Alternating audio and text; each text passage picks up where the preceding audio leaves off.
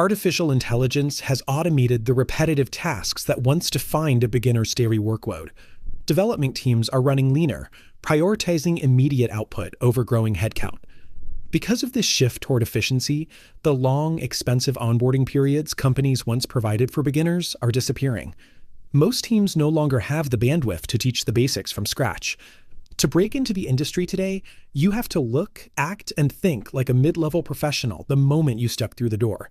You must be ready to contribute independently. That means calling yourself a junior developer on your resume or LinkedIn profile is a strategic liability. It signals to hiring managers that you will be a project for their team to manage, rather than a reliable asset. Many developers prepare by following guided tutorials. You type with the instructor types, feeling progress, but you are stuck in a perfectly safe loop. This breeds the coder mindset. Success shrinks to getting a green checkmark. But real production codebases lack instructions. You are thrown into millions of lines of undocumented logic and ambiguous requirements. When a developer trained only to pass syntax tests hits that ambiguity, they freeze. Or worse, they spend days over-engineering a complex abstraction for a problem that only required a 5-line fix. If you meet a senior engineer's hand through every deployment, you are a work maker, a drag on the team. The alternative is a work sink, an engineer who autonomously absorbs complexity and delivers working solutions independently. Proving that you can take work off your colleagues' plates is the absolute prerequisite for surviving in this industry long-term. To become that autonomous asset, you have to abandon the coder mindset entirely and become a product builder. A product builder does not care about mastering the trendy new JavaScript framework of the week. They care about user retention, practicing genuine empathy, and delivering tangible business value. Before writing a single line of code, they ask, why does this feature exist? Who is going to use it?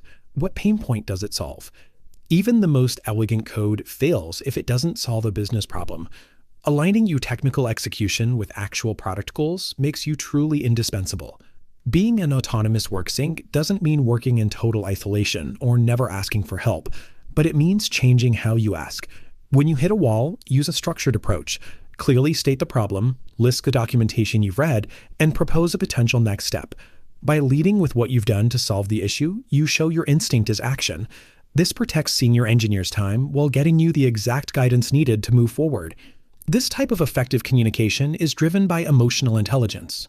When a massive server deployment fails at 2 a.m. or a client suddenly changes project scope, empathy and a level head keep the team functional.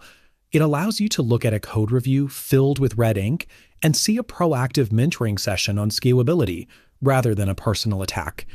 Even your relationship with AI requires this mature perspective. Generative tools are fantastic assistants for outlining logic, but they cannot replace the human critical thinking required to understand business context. Knowing how to write a function might secure your initial interview, but your adaptability and ability to work with other human beings will secure your career. So, how do you prove you have this shifted mindset to the broader market?